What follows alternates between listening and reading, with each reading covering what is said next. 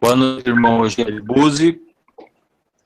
Boa noite, os irmãos que já estão na sala conosco.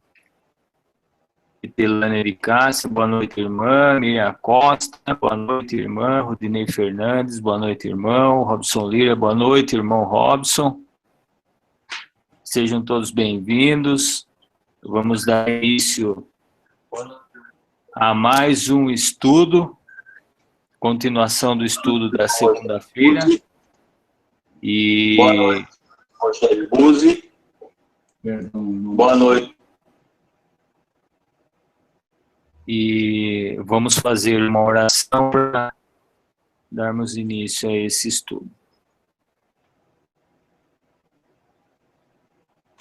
Misericordioso Deus e Pai eterno e poderoso Senhor, obrigado por mais esse encontro, por mais essa noite, por mais esse dia que tivemos e fomos conduzidos mais uma vez a estarmos juntos, a nos encontrarmos para darmos sequência aos anseios do nosso coração, das nossas intenções e com certeza dos desígnios que o Senhor nos confiou. E obedecendo a tua vontade, Senhor, e de acordo, tenho certeza que com os seus planos, estamos mais uma vez aqui para ouvir mais uma porção da tua palavra que vem do teu reino, Senhor. Abençoa o irmão Rogério Buzzi, que vai nos explanar esse estudo, meu Pai, a continuação desse assunto de extremo interesse e fundamentos, que a gente possa entender realmente toda essa separação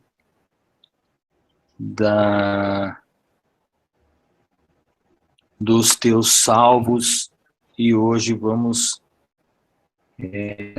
tomar informações dos destinos das almas que infelizmente não vão ter o mesmo caminho dos salvos.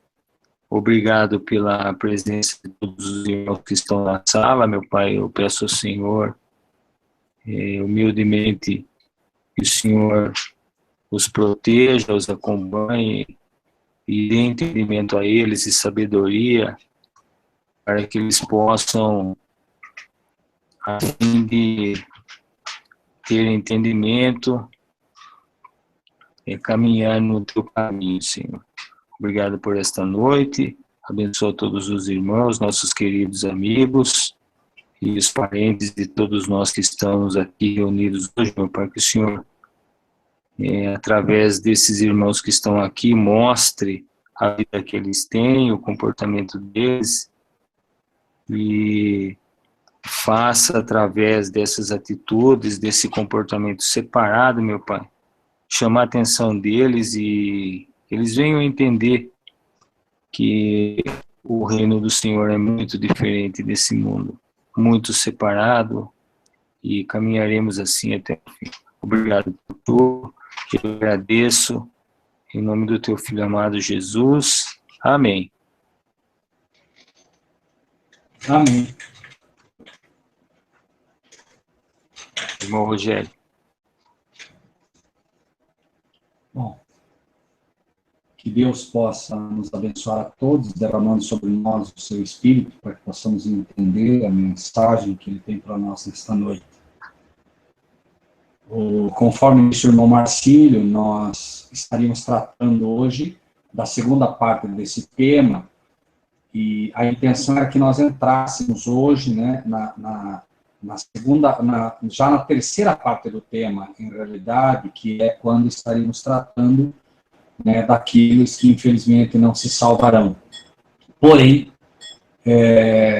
como houve muitas perguntas e muitos questionamentos depois no Face, né, as pessoas, como é um tema muito novo para a grande maioria dos irmãos e irmãs que estão aqui, nós vamos fazer uma breve recapitulação e provavelmente não entraremos, então, hoje no tema exatamente dos perdidos, mas vamos avançar um pouquinho mais né, nesse tema, vamos fazer uma recapitulação, como falamos, mas vamos entrar num outro ponto também, que faz parte ainda do servo santo ou filhos de Deus, quem é você, né? A base do nosso estudo, né, foi retirada de Apocalipse 11, versículo 18. Lembrem-se que o livro de Apocalipse é a última revelação de Deus ao seu povo nessa terra.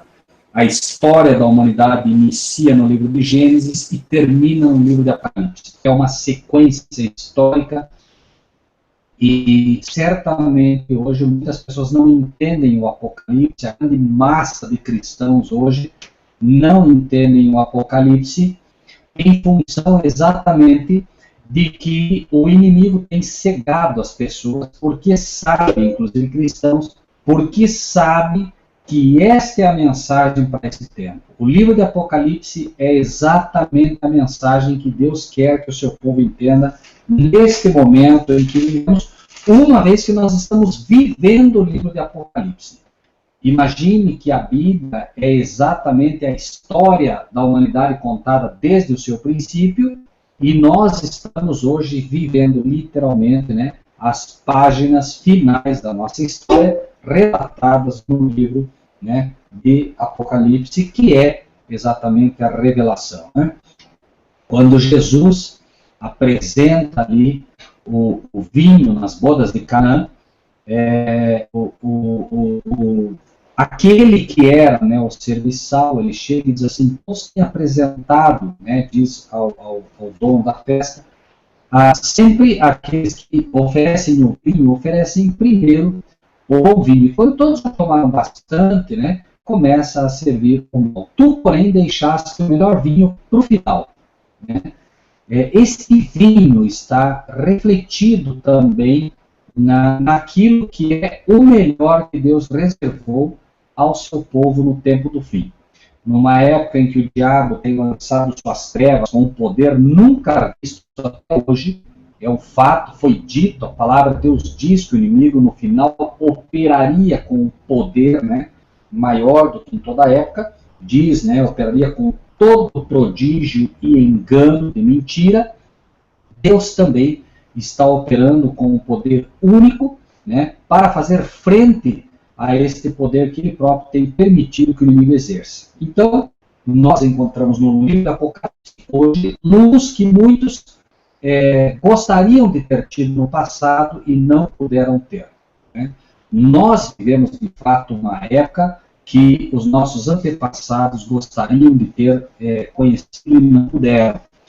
Quando Jesus, para que entendam um pouco disso, quando Jesus está apresentando verdades sobre o reino eterno, ele diz o seguinte: lembrem-se que Jesus sempre ilustrava as suas pregações com figuras. Quando falava do reino dos céus, e o público dele era pela praia, haviam ali muitos pescadores, era um terreno similar.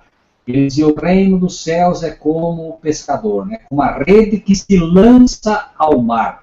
Então era uma linguagem que eles conheciam.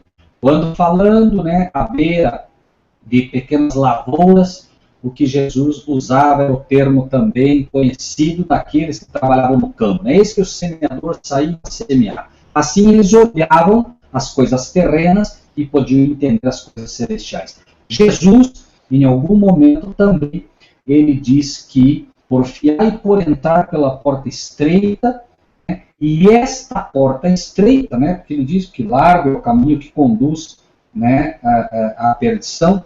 Porém, quando ele faz essa colocação, porfiar por entrar pela porta estreita, ele diz: porque muitos quiseram entrar e não puderam. Prestem atenção nessa frase. Ele não diz que não quiseram entrar. Ele diz: porfiar por entrar pela porta estreita, porque muitos quiseram e não puderam. A questão aqui não era que eram pessoas más, é porque não havia chegado o tempo em que a porta estreita se estaria abrindo. Isso era para um tempo futuro. E lembrem-se que Jesus apontava sempre um exemplo. Neste particular, Jesus está praticamente de frente para o templo e ele diz, né, exatamente isso: porfiai por entrar pela porta estreita. Imaginem agora o santuário, Jesus apontando o templo de Jerusalém, o pátio, a porta, literalmente, que dá entrada ao átrio deste santuário, era extremamente larga, mas muito larga, né? Algo em torno aí de quase, me foge agora com exatidão a abertura, mas era algo em torno aí de 4 ou 5 metros de abertura. Você imagina, então, mostrando, dizendo, porfiai por entrar pela porta estreita. Ali estava a figura do céu, e ele aponta, e eles veem uma porta extremamente larga, né? Aqueles que realmente entendem a luz do santuário, entenderam que Jesus estava falando da porta que dava para o Santíssimo, cuja entrada só tinha acesso o sumo sacerdote uma vez ao ano. O átrio era composto de átrio, santo e santíssimo. O santuário era composto de átrio, santo e santíssimo. O átrio era, por assim dizer, o pátio, onde eram sacrificados os cordeiros. O santo era o local onde estavam a mesa da proposição e os castiçais. E o santíssimo estava a arca da aliança, né, o propiciatório, a arca, ou arca da propiciação também, e dentro estava a lei de Deus. Ali era, né, a composição do santo, do santíssimo, que formavam o tabernáculo, e o santuário no todo composto pelo pátio, tabernáculo, que por sua vez era o santo e o santíssimo. Então, quando Jesus está apresentando isso, ele está mostrando exatamente isso. Para nós, como verdade presente, a mensagem é porfiai por entrar pela porta estreita. E a porta estreita é a porta que se abre para os servos de Deus. Tá? Então, nós agora vamos pegar o capítulo 11 de Apocalipse, no versículo 18, que é a base do nosso estudo, para que a gente possa entender esta questão. Apocalipse 11, 18, falamos no estudo passado, iraram-se as nações, veio a tua ira, e o tempo dos mortos, para que sejam julgados, e o tempo de dar o galardão aos profetas, teus servos, aos santos, aos que temem o teu nome, pequenos e grandes, e o tempo de destruir os que destroem a terra. Notem aqui, ele apresenta a classe de 3 salvos, e nós precisamos aprender a estudar a palavra de Deus com cuidado, com detalhe, com atenção. Existe hoje em muitas igrejas o que se chama de ano bíblico. O ano bíblico parece uma bênção para as igrejas, mas ele pode se converter numa maldição. É exatamente isso. O ano bíblico, ele acaba sendo uma maldição no meio da igreja. Por quê? Porque quando você estuda a Bíblia, se você for estudar, você ora, você pede iluminação de Deus para poder entendê-la e estuda com atenção. Se você, por exemplo, reservou o dia de hoje para ler 1 hora a Bíblia, e você começa a ler, por exemplo, o livro de Apocalipse, leu o primeiro versículo, não entendeu, não avance, não adianta avançar. Você tem que agora fazer o quê? Você pede a sabedoria e lê de novo. Agora sim, você vai ler o segundo versículo. Não entendeu? Pede a Deus de novo entendimento e vai seguindo assim. Claro que você não vai entender tudo, mas você precisa entender pelo menos a lição inicial, né? E assim você vai aprendendo cada vez mais, né? E o ano bíblico, normalmente, o que a pessoa faz? Para que ela possa cumprir o ano bíblico, que dentro do ano ler a Bíblia toda, ele tem que ler, por exemplo, né, 10 versículos por dia. Um exemplo hipotético eu estou colocando, né? E aí ele vem e lê rapidamente para poder, né, fechar a cota do dia dele. E aí tem aquele dia que ele não lê, no dia seguinte, então acumulou, ele tem 20 agora versículos, e aí ele vai ler, mas aí é que está, ele não vai aprender absolutamente nada, porque é algo mecânico, não é a forma de estudar que Deus estabeleceu. Então, aqueles que querem realmente aprender, se você decide e quer aprender, você ora a Deus, peça a Deus que Ele te mostre, né, inclusive o que Ele gostaria que você estudasse, porque pode ser que Ele te dê luz sobre as parábolas, pode ser que Ele te dê luz sobre doutrinas, pode ser que Ele te dê luz sobre as profecias, pode ser que ele te dê luz sobre consolação. Você não sabe o tema, mas Deus pode estar te chamando especificamente para isso. Porque Deus quer especialistas na sua palavra, pessoas que conhecem profundamente a sua palavra. Não são os chamados clínicos gerais que Deus busca hoje para alimentar o povo numa época em que o diabo tem trabalhado com tanta força. Então, tendo isso em mente, né, vamos ler com atenção Apocalipse 11:18, que é a base do nosso estudo. Primeiro, iraram-se as nações, veio a tua ira e o tempo dos mortos para que sejam julgados. Então, há um tempo em que inicia o julgamento dos mortos, é o tempo em que vivemos hoje, e aí, o tempo de dar o galardão futuro, futuro, galardão aos profetas e os servos, por isso falamos, é a primeira classe. Por isso a pergunta é, servo santo ou filho de Deus, quem é você? Então, o galardão, ele é dividido em 3 classes e são galardões diferentes. O primeiro é para os profetas e servos. Esses são os que recebem o maior galardão. Então, para dar o galardão aos teus servos, os profetas, aos santos, é a segunda classe, e aos que temem o teu nome. Então, nós temos 3 classes. A primeira classe são os servos, os profetas, né? A segunda classe são os santos, e a terceira classe são os que temem o nome de Deus, ou os filhos de Deus, aqueles que são as crianças espirituais, chamados na Bíblia de cordeiros. Né? Depois vem as ovelhas do Senhor, né? Que são os santos e os servos. Não nos precipitemos aqui, não estamos falando do santo conforme a Bíblia, conforme o papado, que não, agora o Papa é santo porque foi coberto um milagre. Não é nada disso. O inimigo desvirtua tudo aquilo que Deus faz e nós precisamos reaprender tudo. Nós somos, como já dissemos aqui, fruto de 1260 anos de ensinos babilônicos, de bombardeio babilônico católico na nossa mente. Nós somos a maior nação católica do mundo. Não há uma nação no mundo que tenha tanta dificuldade como nós hoje para arrancar os ensinos babilônicos do nosso coração. Então, nós temos a primeira classe, que são exatamente os profetas e servos, em segundo, os santos, e terceiro, os que temem o teu nome. No capítulo 12, no versículo 4, é dito o seguinte: a sua cauda levou após si a terça parte das estrelas do céu, lançou sobre a terra, e o dragão parou diante da mulher querendo dar a luz, para que, dando ela a luz, tragasse o filho.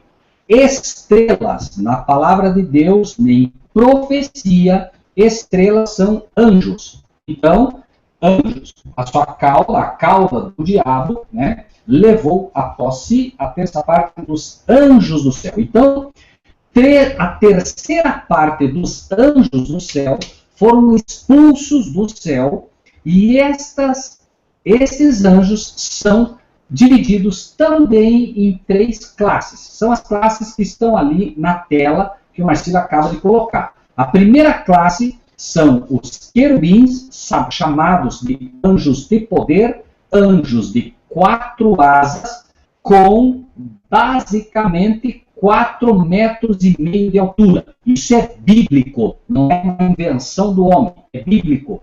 No santuário que Deus pede para fazer, Salomão manda que se bordem os querubins com 10 côvados. Um côvado tem 45 centímetros. Os anjos têm 4,5 metros. Nada que os sacerdotes, os profetas, os reis faziam na época, amando de Deus, era feito do jeito que eles queriam. Deus ensinava como fazer, como ensinou para Moisés e disse: Moisés, cuida de fazer exatamente como te foi mostrado no monte. Então, mesmas coisas que Moisés fez no santuário, desde o tipo de árvore, que deveria ser a árvore de acácia, algumas versões dizem de cedro, acácia, o correto,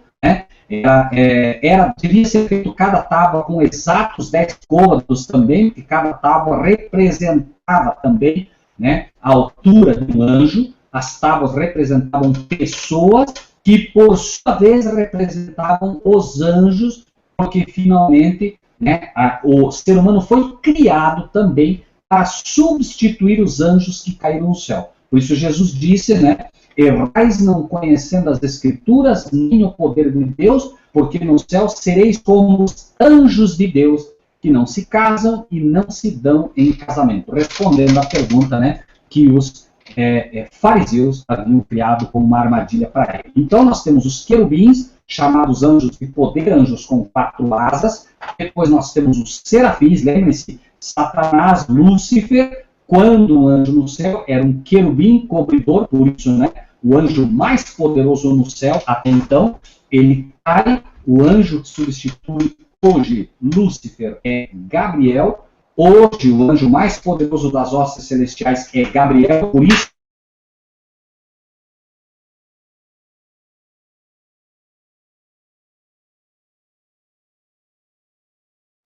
Irmão Rogério, o som do irmão cortou. Em absolutamente nenhum lugar da Bíblia, né? Então, né, não conseguimos, de maneira nenhuma, em nenhum momento, dizer que. Obrigado, o irmão está dizendo aí, né, que 10 metros de comprimento media a porta do ar. Né?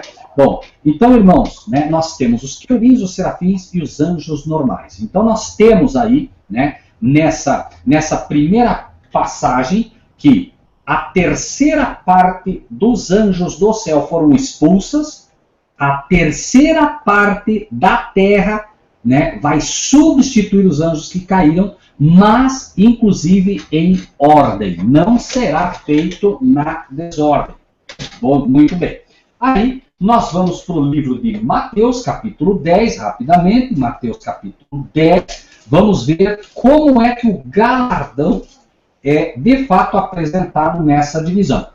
Mateus 10, versículos 41 ao 42, diz: vejam de novo.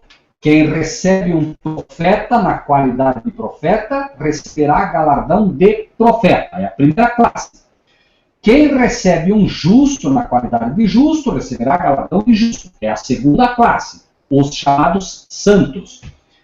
E o 42, qualquer que tiver dado só que seja um copo de água fria a um desses pequenos, em nome de discípulos, em verdade vos digo que de modo algum perderá o seu galardão. Então vejam que nós encontramos agora a mensagem dizendo que se você recebe um profeta na qualidade de profeta, você recebe galardão de profeta.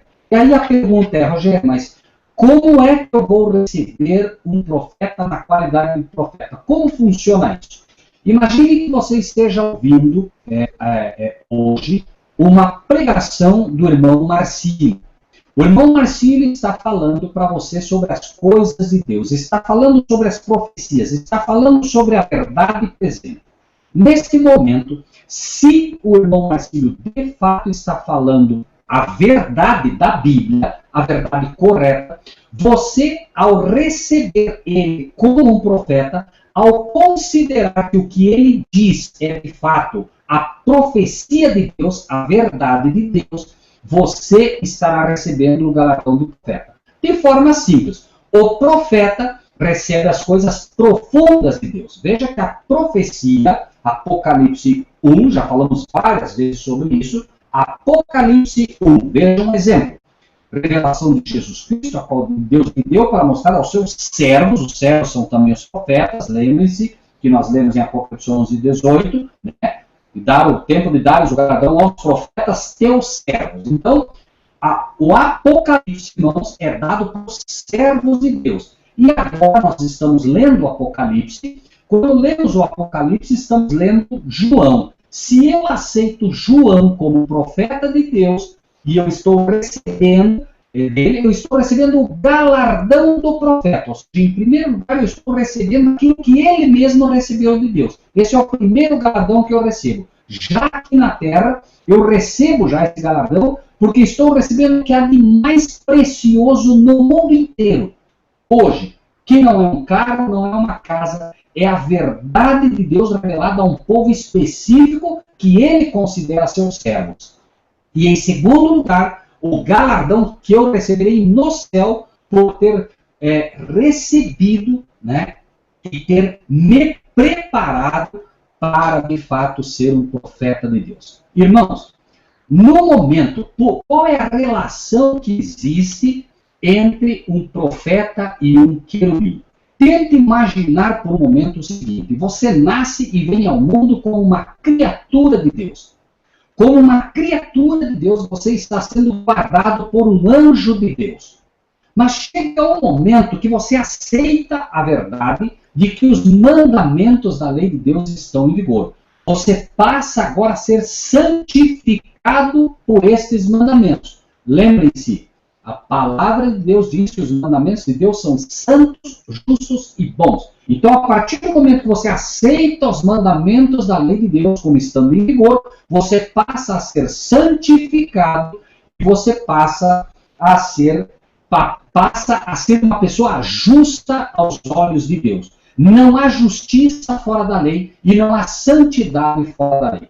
Por isso a palavra de Deus diz: também lhes dei os meus sábados, para que saibais que eu sou o Senhor vosso Deus, que vos santifica. Então, no momento que você aceita agora, né, a lei de Deus, você recebe um anjo mais poderoso para cuidar de você, porque imediatamente Satanás agora sabe que precisa colocar um anjo mais forte para te derrubar. Então, um serafim passa a cuidar de você, mas aí chega um momento que você se posiciona como um servo de Deus e você passa a guardar o sábado, e aí você recebe um anjo ainda mais poderoso, porque você agora é o inimigo público número 1 de Satanás. E faz de tudo para te derrubar. De tudo. Porque ele sabe que você agora é uma pessoa que Deus pode usar com poder.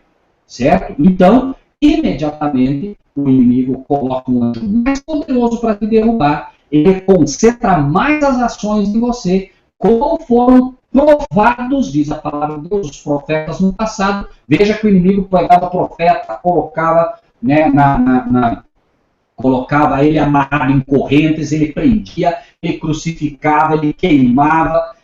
Por quê? Porque ele sabia que esses realmente atrapalhariam o trabalho dele. Os profetas sempre foram perseguidos pelo diabo, e os anjos mais poderosos do diabo eram que estavam incumbidos de fazer esse trabalho. Deus imediatamente equilibra a balança e você começa a ser agora preparado. Imagine, irmãos, que fantástico isso. Você passa a ser preparado agora por um querubim. Isso é, né, o que como você tem que fazer essa leitura também no momento em que você agora passa a ser preparado para substituir.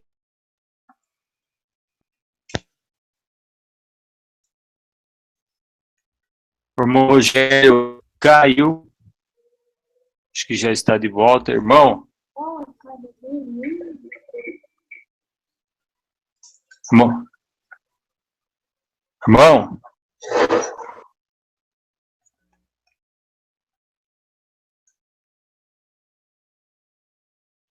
Irmão Rogério?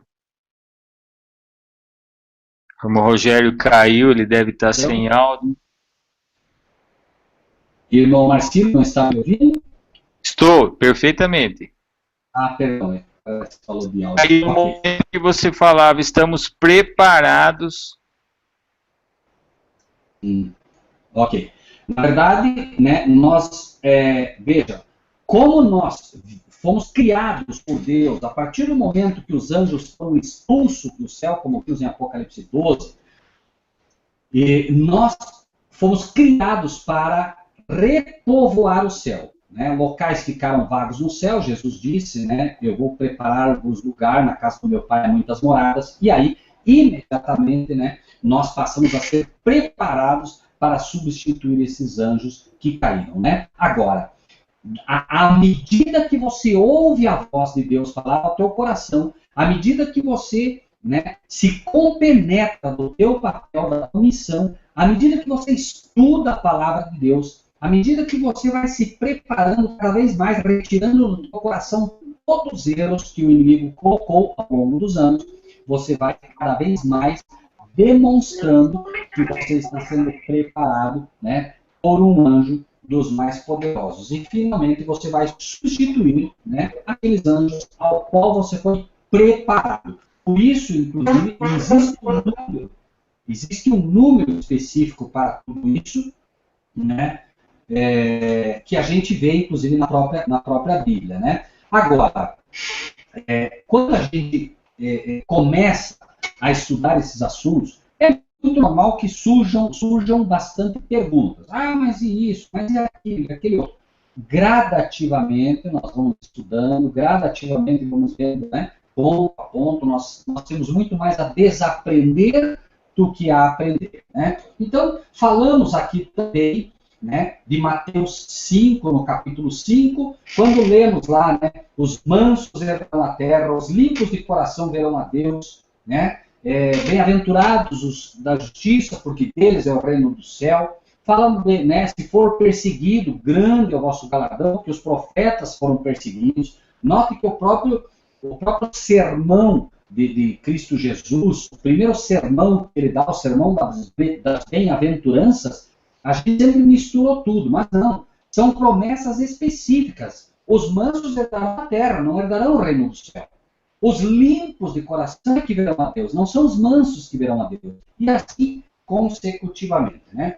No livro de Isaías, no capítulo 56, nós mostramos aos irmãos, Isaías 56, mostramos aos irmãos que quem é que é considerado servo aos olhos de Deus, né? Hoje muita gente se denomina servo, bispo, bispa, apóstolo, apóstola, pastor, pastora. As pessoas se autodenominam, se auto-intitulam, mas elas não têm ideia, né, do que o nome representa. Você pode colocar para si mesmo que é um servo de Deus, mas você não sabe como o céu vê você. O céu pode ver você não como um servo. E aí? Como saber, né? Isaías capítulo 56 diz: aos filhos, 56, aos filhos dos estrangeiros que se chegarem ao Senhor para o servirem e para amarem o nome do Senhor, sendo deste modo servos seus, todos os que guardarem o sábado, não o profanando, e o que abraçarem o meu conselho, também os levarei ao meu santo monte. Todos os que guardarem o sábado, sendo assim servos meus. Então, é Deus quem está dizendo que os que guardam o sábado são servos dele. Os que não guardam o sábado não são chamados de servo dele. São chamados ou de santos ou de filhos de Deus. Mas Deus está dizendo que os servos dele são os que guardam o sábado. Apocalipse 14, 12 mostra quem são os santos. Ah, não, mas o Papa agora, né, foi beatificado, ele agora passou a ser santo porque ele fez um milagre. A Bíblia não diz que quem faz milagre é santo. A Bíblia diz que quem faz milagre são, vamos ler para que não fique dúvida para ninguém, para que não seja o homem dizendo. A Bíblia, no capítulo, como dissemos, né, 14, versículo 12 de Apocalipse, diz: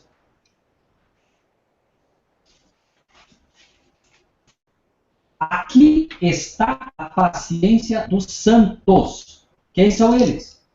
Aqui estão os que guardam os mandamentos de Deus e a fé de Jesus. A Bíblia chama de santos os que guardam os mandamentos da lei de Deus e têm a fé de Jesus. A fé de Jesus é a fé correta, é a fé direcionada para o lado certo. Fé no Papa não te faz santo.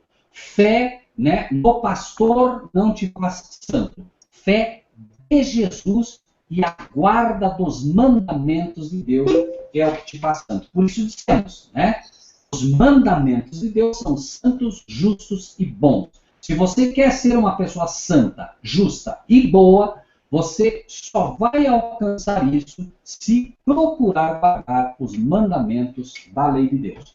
E em Lucas, no capítulo 23, Lucas capítulo 23, ao versículo 40, Lucas 23, 40, nós encontramos um exemplo daqueles que simplesmente temem o nome de Deus. Mostra ali a história do ladrão na cruz, e o ladrão na cruz diz: o que se salva.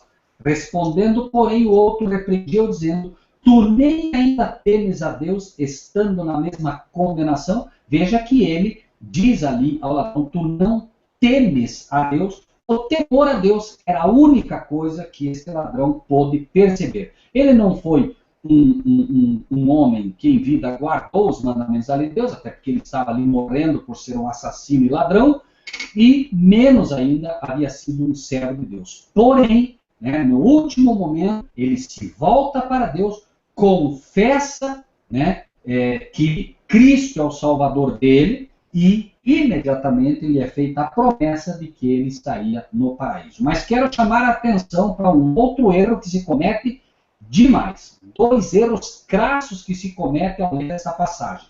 Erro número 1, que se comete muito, né? Veja, quando ele diz: Senhor, lembra-te de mim quando entrares no teu reino, disse-lhe Jesus: em verdade te digo, hoje estarás comigo no paraíso. Acreditam muitos cristãos. Jesus estava dizendo: em verdade te digo que hoje estarás comigo no paraíso. Na verdade, né, há um erro nessa tradução. O texto correto é: em verdade te digo hoje. Hoje eu te afirmo, hoje eu te posiciono. Estarás comigo no paraíso. Note que Cristo mora e não sobe aos céus, a não ser muito tempo depois.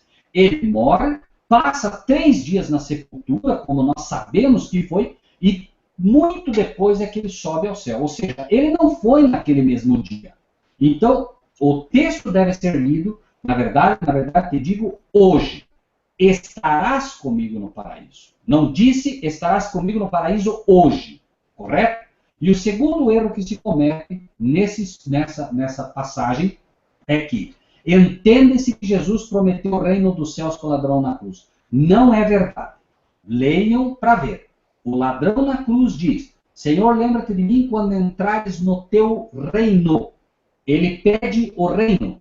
E disse-lhe Jesus: em verdade, ou seja, uma correção que ele faz, em verdade te digo, hoje estarás comigo no paraíso, não no reino dos céus. Há uma diferença entre reino dos céus e paraíso. Não vamos entrar agora nesse ponto, queremos apenas que os irmãos pensem nisso, certo?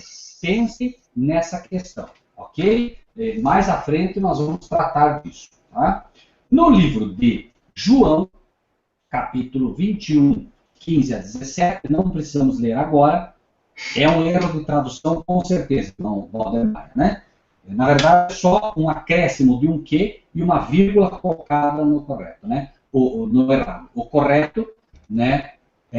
Veja que o irmão Marcinho coloca: em verdade te digo que estarás comigo hoje, vírgula, no paraíso. Está errado. Em verdade te digo que estarás comigo, em verdade te digo que estarás comigo, né? Então, a versão aqui, veja, sempre que a gente lê, como lê, por exemplo, em Apocalipse, dos 7 livros, os 7 rolos, né, o livro selado com 7 selos, né? Enfim, a promessa deve ser entendida sempre assim. As versões atuais, elas estão cada vez piores, mas, repito, em verdade te digo, hoje estarás comigo no paraíso, né? Você pega, por exemplo, várias versões e elas, né, existem outras aqui, ó, né? Outra versão que foi colocada, né, ali: Jesus, em verdade te digo que estarás comigo hoje no paraíso. Todas essas estão erradas, elas não estão corretas. O correto, repito mais uma vez: em verdade te digo, hoje estarás comigo no paraíso. É como se dissesse: hoje eu te digo, estarás comigo no paraíso, ok? É uma promessa que fica registrada no céu, na data em que isso foi determinado. O céu é um local de ordem. É como Jesus, quando ele vai ressuscitar a Lázaro. Ele diz: Lázaro, sai para fora. Mas ele diz: Lázaro, a ti te digo, sai para fora. Por que ele diz: Lázaro, a ti te digo? Lázaro estava morto. Por que ele diz: Lázaro, a ti te digo? Porque se Jesus tivesse dito: sai para fora, todos os mortos que estivessem na sepultura pulariam para fora naquele momento.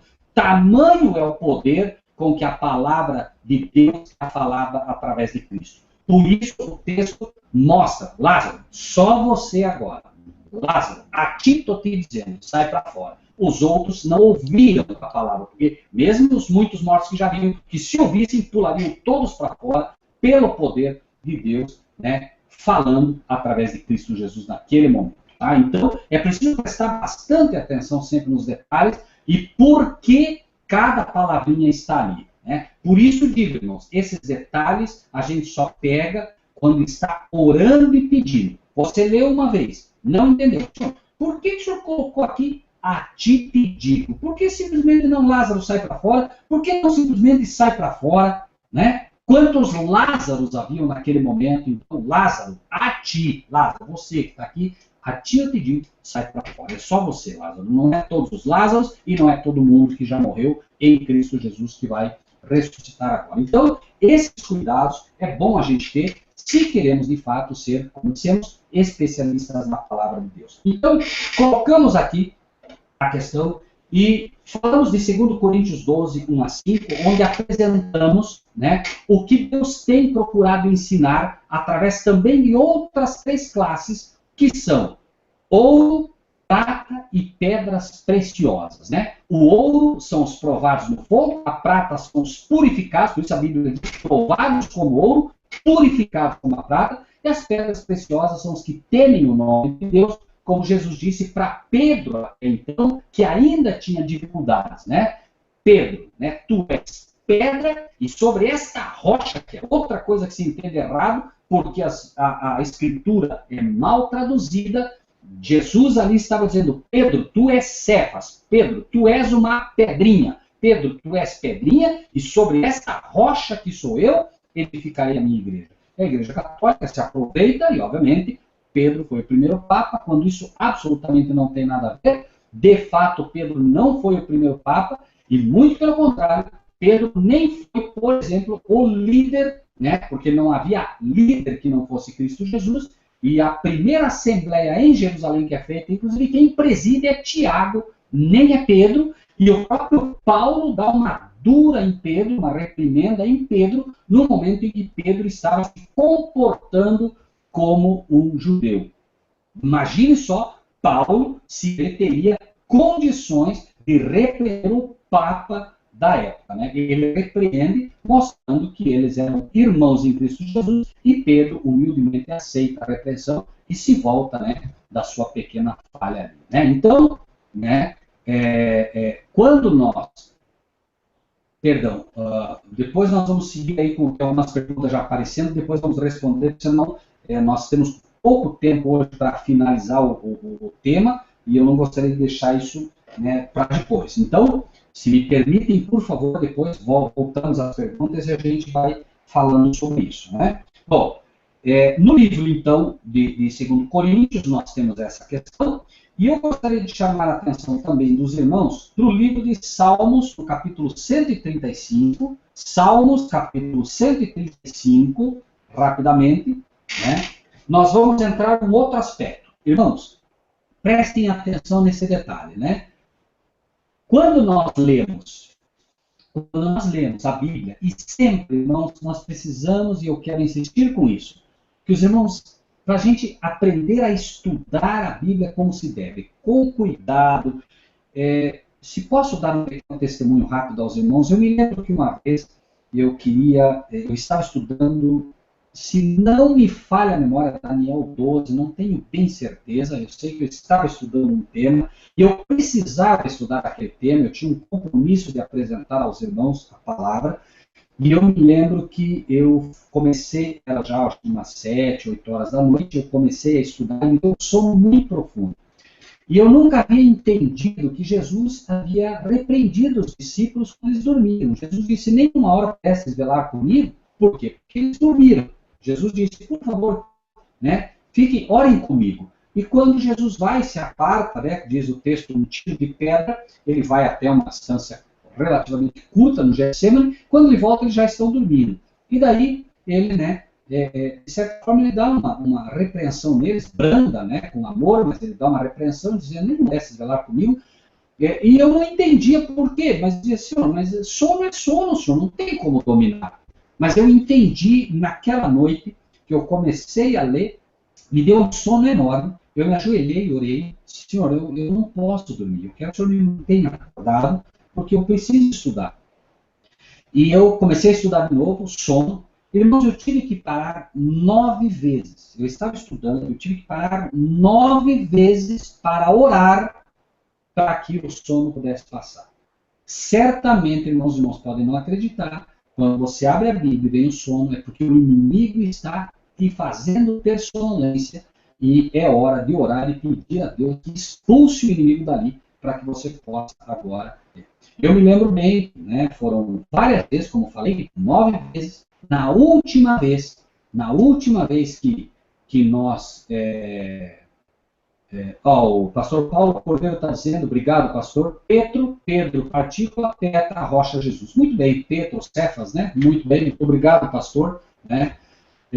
Quando nós, por exemplo, inclusive estudamos, né, e aceitamos, né, essas questões, eu me lembro que após 9 vezes que eu parei e orei, o sono se foi e eu estudei a noite inteira sem que o inimigo me atrapalhasse mais. Então, irmãos, por vezes, né, existe, claro, aquilo que nós devemos fazer. Você acabou de comer, né, você almoçou, comeu bem. Não perca tempo abrindo a Bíblia. Acredite, você não vai conseguir estudar. Você quer ler apenas a Bíblia, né, rapidamente, para poder armazenar alguma coisa no coração? Amém. Mas estudo não é a hora. Tá? O teu aparelho digestivo está trabalhando, a oxigenação no cérebro é muito pequena, vai dar sono. Pode fazer o teste. Vai dar sono. Nessas horas não adianta, não é o horário correto. Por isso, nós somos convidados a orar de madrugada, porque neste momento a tua mente está tranquila, está limpa, você ora, estuda, e Deus pode, né, pelo Espírito de Deus, te revelar coisas bem mais profundas que em outro momento, talvez, né, você não estaria em condições de receber. É claro que não é só isso, estamos colocando alguns aspectos disso, né? Lembre-se que o verdadeiro culto racional é apresentar os nossos corpos em sacrifício vivo, santo e agradável a Deus. Isso tem tudo a ver com a alimentação, isso tem tudo a ver com o repouso, isso tem tudo a ver com beber água em abundância. Tudo isso é colocar o corpo e a mente em condições de ouvir o Espírito de Deus falar ao coração. Não foi por acaso que Daniel resolveu, diz no capítulo 1 de Daniel resolveu firmemente no seu coração não se contaminar nem com a comida, nem com a bebida que o rei bebia. Nós somos, como diz o apóstolo Paulo, o templo vivo. Não sabeis vós que sois o templo vivo do Senhor, né? E que o Espírito de Deus em vós habita? O Espírito de Deus não pode habitar numa mente intoxicada pela bebida, não pode habitar num corpo intoxicado, né, por uma série de comidas. Não quer dizer que você não é protegido. Você é protegido, mas você jamais terá a luz que um servo de Deus que toma os devidos cuidados vai ter. Certo? Então, existe sim o esforço, por isso a palavra de Deus diz, esforça-te, tem ânimo, né? Porque esse esforço é necessário. Daniel, repito, não diz o texto que ele resolveu firmemente no seu coração por acaso. Haveria luta, mas ele resolveu firmemente e disse, não, eu não vou ceder. Pela graça de Deus, eu vou manter esse corpo em condições, essa mente em condições de receber as impressões do Espírito de Deus. Né? Bom, e quero encerrar, né, mostrando outros 2 aspectos. Vejam, o santuário, nós somos o templo do Deus vivo. Irmãos, tenham em mente isso. Templo do Deus vivo. Deus vivo. Esse comparativo é feito com o comparativo do templo de Deus. O templo de Deus era composto de átrio, santo e santíssimo, irmãos. Certo? 3 partes, como nós falamos. Átrio, santo e santíssimo. Átrio, santo e santíssimo. Nós, como templo do Deus vivo, nosso corpo é o átrio. O santo, a parte santa nossa é a mente. O santíssimo é o coração, ou vice-versa. Ou seja, né, se você toma onde trabalha o Espírito de Deus, o Espírito de Deus trabalha na nossa mente. E é ali que nós começamos a receber as influências de Deus. Mas não adianta receber pura e simplesmente a mensagem de Deus na mente. É preciso que ela vá para o coração. O coração representa o amor a Deus. Por isso é dito, né, que nós precisamos amar a Deus. Né? Todos os mandamentos da lei de Deus estão focados na questão do amor. Então, nós também, como templo vivo do Senhor, nós precisamos cuidar disso, né? E sempre que a palavra de Deus apresenta que a verdade não pode estar no átrio da alma, ou seja, a verdade ela tem que de fato ir para o coração. O coração representa o amor. E não esqueçam, Deus é amor. Aceitar uma verdade intelectualmente não é o mesmo que aceitá-la por amor. Coloque como um exemplo a sua esposa ou seu esposo. Você casa com o seu esposo e você deve amá-lo. Não adianta você mostrar para todo mundo um papel dizendo, olha aqui, está aqui o papel do meu casamento com ele. Isso para Deus não tem valor. O verdadeiro valor no casamento está no coração, na atitude. Assim é o casamento com Cristo. Assim é o casamento da noiva de Cristo com seu marido que é Cristo. É preciso um relacionamento de amor. E esse templo do Deus vivo que somos nós repete exatamente isso. E por que estamos colocando isso? Vamos ler o que diz segundo Reis,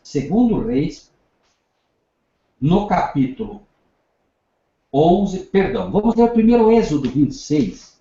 Êxodo 26, vai ficar um pouco mais claro, são vários textos, a gente não tem tempo para cruzar tudo, mas no capítulo 26 de Êxodo, nós encontramos aqui uma conta interessante.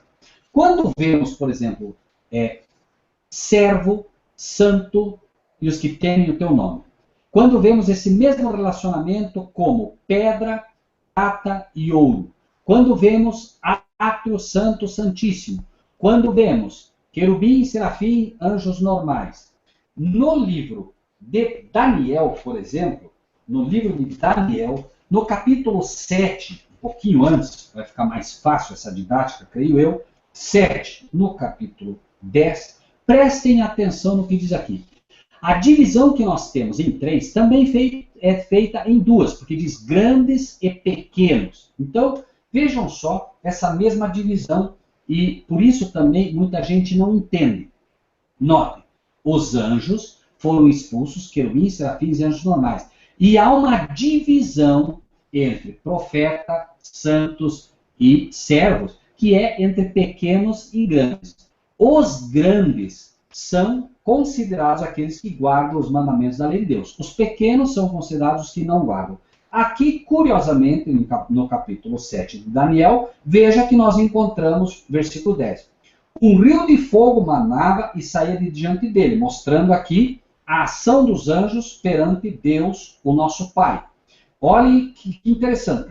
Milhares de milhares o serviam. Prestem atenção nesse termo. Os anjos, milhares de milhares servem. Milhares, vou colocar aqui, servem. E milhões de milhões assistem diante dele. Não é a mesma coisa. Os milhares de milhares são os querubins que servem. Por isso, os servos de Deus trabalham em paralelo com os querubins que servem. Depois vem os milhões de milhões que assistem diante dele. Ou seja, não estão tão próximos, mas assistem diante dele. Né? E aí, finalmente, os anjos normais, que neste caso não estão mencionados, que estão mencionados apenas os que servem e os que assistem, e não os que compõem toda a hoste angelical. Curioso, interessante, né? E que valida mais uma vez aquilo que estamos tentando colocar aqui. Porém, no livro de Êxodo, que falamos, Êxodo 26, nós vamos ver novamente essa divisão. Veja, 3 partes e nós temos milhares de milhares e milhões de milhões. Então você tem, né, uma parte que é o milhares de milhares e tem 2 partes que é o milhões de milhões. Por isso diz milhões de milhões. Né? Então, nós temos agora, obviamente, uma quantidade muito maior de serafins, uma quantidade menor de querubins, que são os milhares de milhares que o servem, os milhões e milhões de serafins que estão diante dele, e note agora Que interessante quando você vê aqui as tábuas que compunham o tabernáculo, não o santuário. Veja, milhares de milhares, milhões de milhões, certo? E nós temos aqui, em Êxodo 26, nós temos no versículo 18, eu quero colocar aqui para os irmãos verem que interessante. Nós temos 20 tábuas de um lado, que foi mandado colocar. Nós temos mais 20 de outro lado, né? Veja, nós temos 20 no versículo 18 para a banda do sul, com as suas 40 bases, né? 20 tábuas para o lado do norte. Então tá aí, 20 para o lado do norte, com mais as suas 40 bases de prata. Depois disso, para o lado do ocidente, que seria o fundo, mais 6 tábuas, e nos cantos, mais 2 tábuas. Tá? Então, nós temos um total de 48 tábuas. Tá? Tábuas. Bom, se nós temos 2 para cada uma, 2 bases para cada, obviamente nós temos 96 bases. Somando 96 mais 48, nós encontramos um número que deveria ser bastante conhecido dos irmãos, 144. Não é por acaso, aqui estão representados os 144 mil que compõem o santuário de Deus, o tabernáculo. Tá? Esses 144 mil, eles são compostos justamente por isso. Mas note que curioso, 48 é uma parte de 144 e 96 é 2 partes de 144.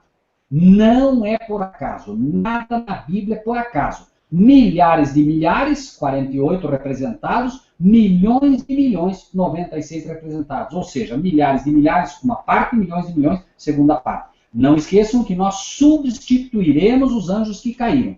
E os 144 mil são aquele grupo especial nas mãos de Deus. Nós já fizemos um estudo sobre as tábuas do tabernáculo aqui. Os irmãos, creio que lembram, talvez pelo menos de alguns detalhes, onde literalmente Deus mostra aqui, né, os 144 mil que estarão em pé quando Cristo vier. Por isso as tábuas deveriam ser colocadas em pé. E vamos para o livro de 2 Reis para finalizar. 2 Reis, tendo em mente isso, livro de 2 Reis, capítulo 11, vou ler do versículo 4 ao 7 apenas. E gostaria que prestasse atenção.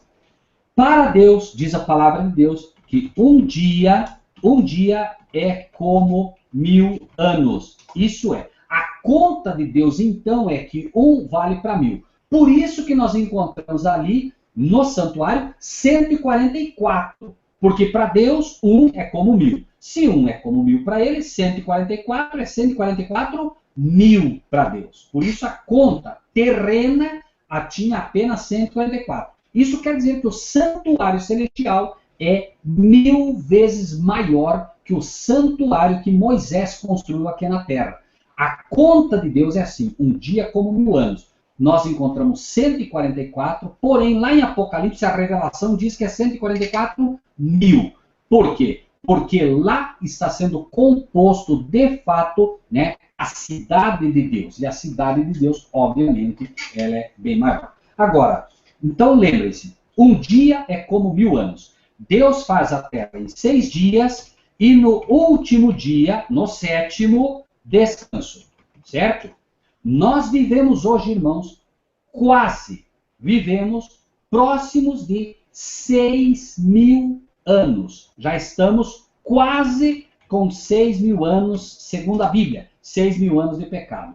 Nós daqui a pouco entramos no sétimo milênio, ou seja, né, com certeza, irmãos, para Deus um dia é como 1000 anos, a terra vai descansar. Nós estamos muito próximos do sábado milenar, vamos colocar assim, ou seja, do 7º dia do milênio para Deus. E o que isso importa? Vejam a profecia de 2 Reis 11. No 7º ano, podemos aplicar aqui a conta de Deus, no 7º milênio, mandou para Deus, um dia é como 1000.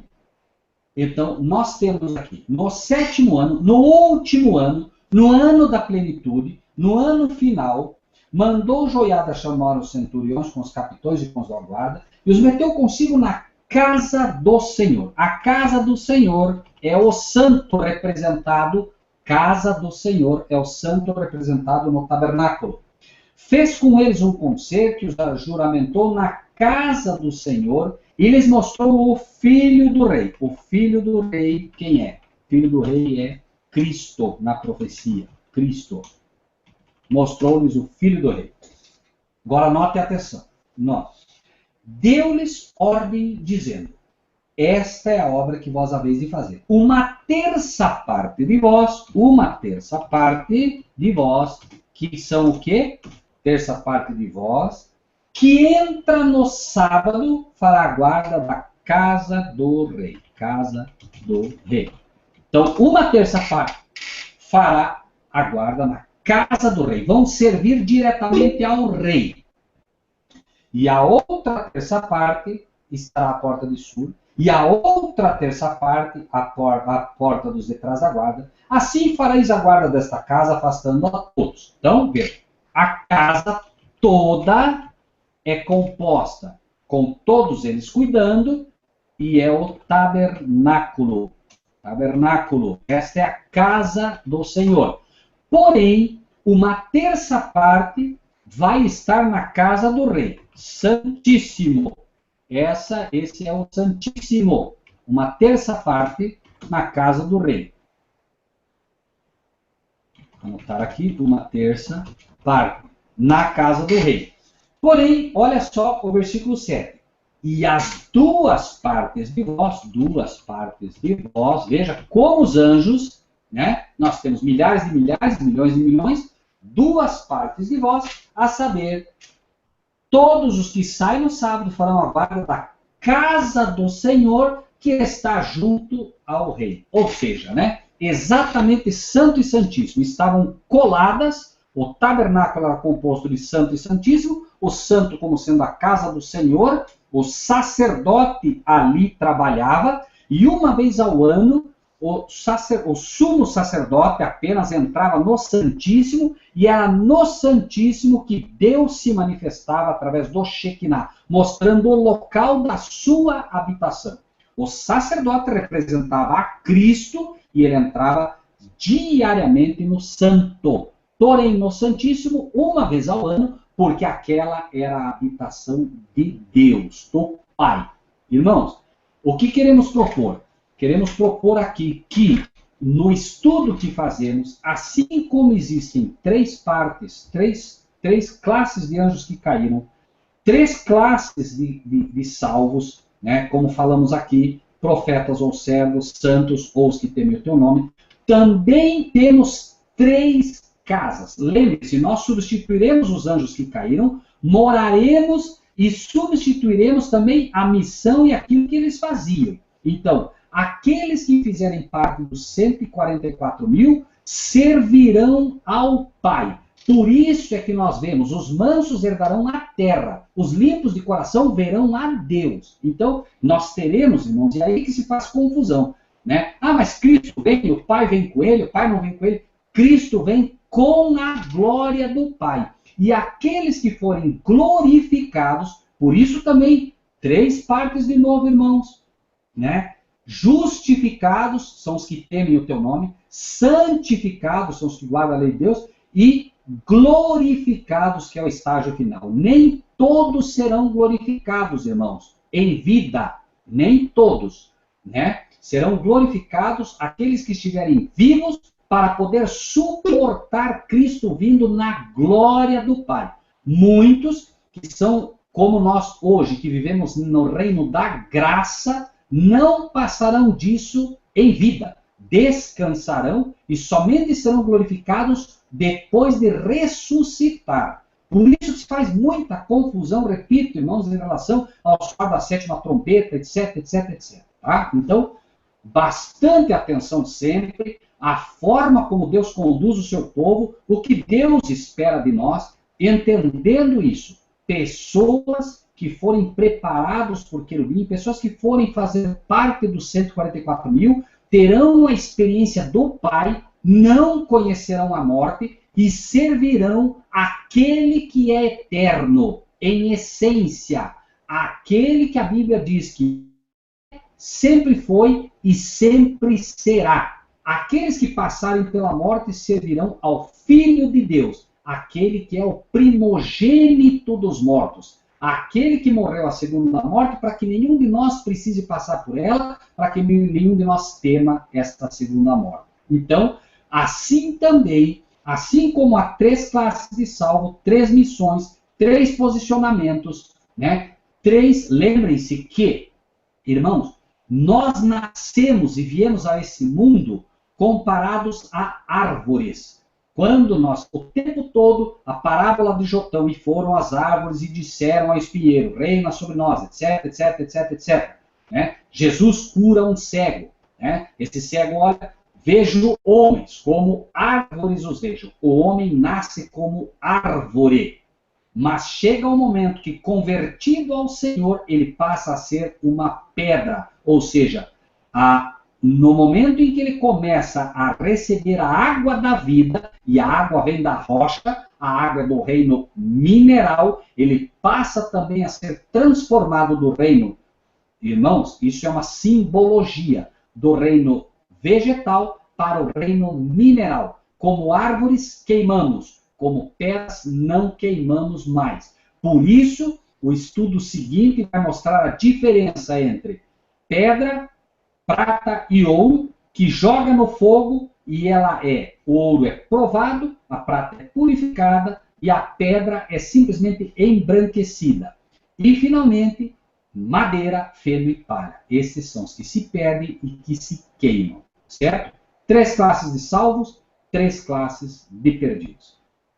Que Deus possa nos abençoar grandemente para que nós possamos entender o desejo que Deus tem de preparar o seu povo para que, como ele próprio diz, né? Eu nada farei sem antes revelar o meu segredo aos meus servos, os profetas. Né? Então, se nós estudamos a palavra de Deus com cuidado, Deus vai revelar para nós coisas que a nenhum outro será revelado. Mas não será na negligência, irmãos, e não será no estudo superficial das Escrituras. Existem pérolas fantásticas escondidas neste baú de tesouro que se chama Bíblia. Mas é preciso cavar fundo, irmãos, muito fundo. Requer oração, requer jejum, requer noites de estudo e requer, de fato, um comprometimento em servir a Deus. Quem se habilita? Deus seja com todos os irmãos. Irmão Marcílio, é contigo. Amém. Amém.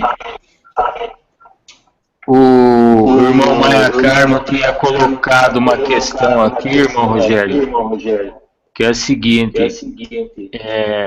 qual a tua fonte nessa fala de Jesus? Hoje estarás comigo no paraíso. Na verdade, existe, eu não me lembro agora que versão exatamente que coloca isso, mas não é só isso. O próprio estudo da palavra te mostra também que há um erro ali, como, por exemplo, o erro descoberto em Daniel, né? Quando estudamos aqui o contínuo, né? Deus mostra para o seu povo, por exemplo, em outras passagens, porque nós sabemos que Jesus não foi imediatamente ao céu após a sua morte. Ele disse, inclusive, assim, né, como Jonas, né? Que ficou 3 dias e 3 noites no seio, né? No abismo, assim seria o sinal que seria dado, né? Ele fica ali, ele diz inclusive, derribai este templo e em 3 dias eu o reconstruirei, mostrando que o templo, que era ele, ficaria 3 dias no seio da terra, ou seja, né? É um fato que Jesus não foi para o céu, inclusive, muito tempo depois, quando os discípulos, né? Muito tempo assim, dias depois, quando os discípulos vão para abraçá-lo, ele diz, não me toquem, eu ainda não subi ao Pai. Ele deixa claramente que ele ainda não havia subido ao Pai. Interessante, e isso, obviamente, tem que fazer parte do nosso composto de estudo. Né? Então, eu me perdoe, irmão Marcado, eu não me lembro agora exatamente, né, a versão, mas outros textos posso separá-los que vão mostrar claramente essa verdade para os irmãos. Tá? Me perdoem como não era o escopo do estudo específico hoje, apenas, né, uma parte que foi colocado, a gente não lembra todos os textos, mas não é difícil de verificar isso, tá? É só ter vontade, orar e Deus há de mostrar com certeza essa realidade, tá? Irmão Rogério, na tradução brasileira, número 10, eu tenho uma Bíblia aqui do Bible.com, eu vou colocar aqui para os irmãos, ela chega bem próximo daquele texto que você colocou, que é a seguinte, tá aí, ó.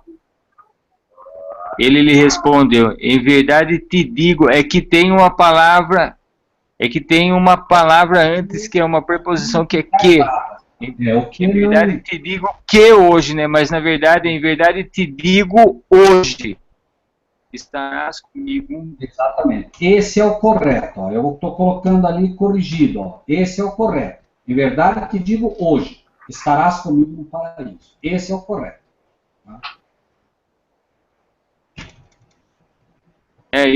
Eu tô com uma Bíblia online, Rogério. Biblias.org.br. Ela tem 1, 2, 3, 4, 5, 6, 7, 8 versões. Ela tem 8 versões diferentes. Eu não sei, Marcinho, por exemplo, né? Mas assim, são vários assim, detalhes. Claro, ninguém vai se perder por, né, não entender isso dessa forma. Não é seu escopo, né? Ah, não, mas eu acho que, bom, tudo bem, né? Digo apenas que outros textos vão elucidar essa questão, mas é interessante assim, né? Eu não me lembro hoje nem, me parece que a Bíblia de Jerusalém também não apresenta isso, mas assim, com certeza, no momento que o irmão se dedica a entender isso, pode ficar muito tranquilo. Ore a Deus e Deus vai te mostrar que o correto é o que estamos te colocando aqui. Em verdade, te digo hoje, estarás comigo no paraíso, tá? Isso, assim, eu não tenho a menor dúvida quanto a isso, tá? Tá ok. Eu não sei se há mais algum questionamento. Maravilhoso estudo, irmão Rogério. Que Deus abençoe sempre. A Eliane Ferreira, muito importante esses estudos. Amém, glória. Amém, irmã. Tem aqui também a Miriam Costa. Diz o Paulo, a Pedra Rocha, né? Tá ok. Bom. Marcílio, eu queria... Oi. Eu não sei se o Carmo, que está solicitando, eu não sei se ele tem ali a Bíblia, né? Os irmãos, por favor, confirmem depois, isso vai ajudá-los a entender, né? Porque às vezes é quase um absurdo, né, no Marcílio? A gente fala, a primeira vez que os irmãos ouvem, talvez até se assustem, né? Mas, por exemplo, nós já falamos aqui, né, no Marcílio, os irmãos, quem sabe, peguem suas Bíblias depois e leiam Daniel 8, no versículo 12, tá? Podem verificar até agora, se quiserem, né? Fiquem à vontade. Daniel 8, versículo 12, diz: o exército lhe foi entregue com sacrifício contínuo por causa das transgressões. Note ali que na Bíblia de vocês é quase certo que vai estar a palavra sacrifício em itálico, que é uma letrinha inclinada. Por quê? Porque não pertence ao original. O correto se engrandeceu até o príncipe do exército e por ele foi tirado o contínuo. Tá? Aí foi acrescentaram a palavra sacrifício e certamente, né, esta palavra sacrifício aí tem gerado muita dificuldade. Quando você estuda e coloca a palavra sacrifício ali, não bate a interpretação profética. Quando você tira a palavra sacrifício, ela bate com a interpretação, inclusive, né, aí o correto, ó, o exército lhe foi entregue com o contínuo por causa das transgressões. Lançou a verdade por terra, fez isso e prosperou. Contínuo é perpétuo. E aí, até na minha Bíblia ela está em itálico aqui, mas quando a gente transporta ela para o chat aí, ela perde a originalidade dela. Ela vai eliminar, porque o chat, obviamente, ele tem uma letra padrão e ele não mexe. Né? E fonte, né? Ele tem uma fonte só e... Exatamente. Né? Tá ok. Você não tem essa opção, né? Ok? Mas os irmãos podem... A irmã Etelane está na sala, irmã? Se a irmã quiser uma participação para a gente poder orar e encerrar. Amém. Amém. Tá ouvindo bem, irmão? Perfeitamente. Primeiramente, né, agradecer ao irmão Rogério e vocês pelo convite e dizer, né, da importância desse estudo, porque realmente é bem diferente, né, as colocações do irmão Rogério, mas é de Deus, né, abençoado por Deus aí com muita sabedoria. Eu Amém. fico feliz porque nem tudo nós concordamos, né, mas à medida que a gente vai crescendo espiritualmente, o Espírito Santo de Deus vai nos instruindo em toda a verdade, né? E é como o irmão Rogério disse, a gente precisa muitas vezes não é nem aprender, é desaprender algumas questões, né, irmão? Então, eu quero, inclusive, aqui falar com o irmão, porque a oração do Pai Nosso, ela é colocada como uma oração dominical, né, irmão? Mas eu acho que a gente, como cristão, a oração, principalmente, tem tudo a ver com esse estudo da verdade sobre o fim, né? Porque nós temos mesmo que pedir ao Pai que venha o seu reino. Nós estamos vivendo tempos de muita tribulação e sabemos que poucos são aqueles que estão, de fato, dando ouvido à palavra do Senhor e buscando a sua verdade. E nós temos que ter temor a Deus, irmão. E muitos estão faltando até o temor a Deus. A gente nem está preparado para nenhuma metade do texto que está para acontecer, né, irmão? A gente vê aí, vai se aprofundando nos estudos com o irmão Rogério e vê que realmente falta muito em conhecimento. A gente precisa mesmo buscar a Deus com muita pressa, né, pedindo a orientação do Espírito Santo de Deus, para que a gente compreenda as verdades a respeito do fim, né, desses princípios mesmo aí, do que está acontecendo. Então eu quero orar o Pai Nosso, irmão, com vocês, pode ser, né, irmão? Pode, fica à vontade, irmã. Vamos orar então. Amém. Pai nosso que estás nos céus, santificado seja o teu nome, venha o teu reino, seja feita a tua vontade, assim na terra como no céu. O pão nosso de cada dia nos dá hoje, perdoa-nos as nossas dívidas, assim como nós perdoamos aos nossos devedores. E não nos induzas à tentação, mas livra-nos do mal, porque teu é o reino, e o poder, e a glória, para sempre. Em nome de Jesus, amém. Amém.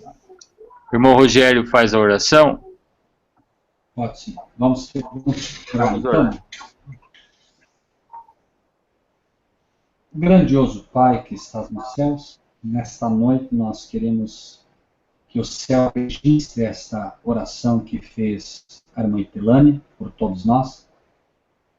Pela fé, Senhor, nós atravessamos neste momento os portais da Nova Jerusalém, nos posicionamos diante do Senhor, Pai, pela fé sempre, para pedir ao Senhor que, assim como com o teu dedo poderoso um dia o Senhor escreveu, Pai Celestial, na rocha a tua lei, que o Senhor escreva também essa palavra que ouvimos nos nossos corações, para que elas nos acompanhem, para que elas nos fortaleçam, para que, de fato, Senhor, a tua palavra seja tão criativa quanto foi naquele primeiro dia, Senhor, quando o Senhor disse, haja luz e houve luz. Que a tua palavra se faça luz no coração do irmão Marcílio, da irmã Itelane, da irmã Joana, no coração do irmão Fabiano, no coração da irmã Miriam, no coração do pastor que está conosco junto com a irmã Miriam, o pastor Paulo Cordeiro, no coração, Pai Celestial, do irmão Valder, no coração da Maria Conceição, Pai Celestial, no coração da irmã Elaine, no coração do Robson, que não está conosco hoje, mas constantemente esteve, no coração, Pai, de cada um desses amados irmãos e irmãs, né, do Robson, da esposa dele, dos nossos filhos, dos filhos dos nossos irmãos e servos, da Daniela, Pai Celestial, de cada um desses amados irmãos e irmãs que ainda um dia ouvirão a tua voz, da irmã Cris, da irmã Elaine, do pastor Juliano. Pai Celestial, nós nem temos como lembrar de todos esses teus servos, mas o Senhor sei, Pai, que desde o tempo em que eles estavam ainda nos lombos dos pais deles, o Senhor já os conhecia. No ventre das mamães, o Senhor conhecia. Pai, abençoa grandemente todos aqueles que um dia estarão em contato com essa palavra, que eles possam de fato entender o desejo que o Senhor tem de preparar o teu povo, o desejo que o Senhor tem de que de fato, Pai, o número daqueles que hão de se salvar se completem, para que teu Filho possa vir buscar aqueles que te pertencem. Pai Celestial, como um Deus de amor que o Senhor é, a Bíblia diz que o amor é sofredor. Nós acreditamos, Pai, que o Senhor sofre a ausência dos teus filhos, que o Senhor tem saudade, Pai, dos teus filhos, dos teus servos.